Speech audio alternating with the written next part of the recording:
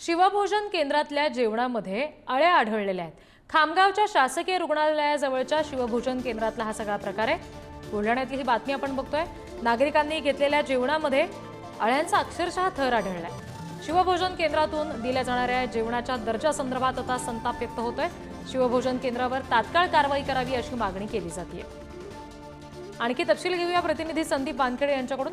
संदीप, काय नेमकं या सगळ्या संदर्भात आता आरोप होत आहेत आणि ज्यांचं हे शिवभोजन केंद्र आहे त्यांच्याकडून याबाबत काही खुलासा झालाय का?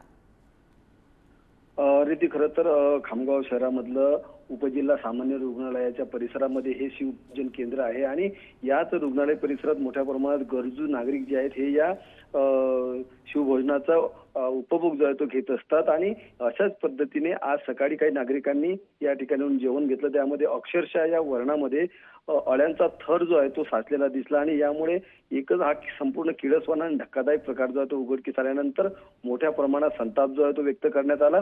या शिवभोजन केंद्र चालकाला जो आहे तो जाब विचारण्यात आलेला आहे। काही संतप्त नागरिकांनी हे केंद्र देखील त्या ठिकाणी बंद करून घेतलेलं आहे आणि या संदर्भात अन्न व औषध प्रशासन विभागाने आता संबंधित या केंद्राची जी आहे मान्यता रद्द करावी, त्यांच्यावर कारवाई करण्यात यावी अशा पद्धतीची मागणी केली। त्याचबरोबर जिल्ह्यात इतर ठिकाणी जे काही शिवभोजन केंद्र सुरू आहेत त्याच्या भोजनाचा दर्जा देखील या ठिकाणी तपासण्यात यावा अशा पद्धतीची मागणी जी आहे ती करण्यात येत आहे। मात्र आता एकंदरीतच या संपूर्ण शिवभोजनाच्या भोजनावरून अन्नावरून जे आहे ते आता दर्जावरून जे आहे ते प्रश्नचिन्ह या ठिकाणी निर्माण केलं जात आहे। रिद्धी जी संदीप, धन्यवाद दिलेल्या सगळ्या माहितीसाठी।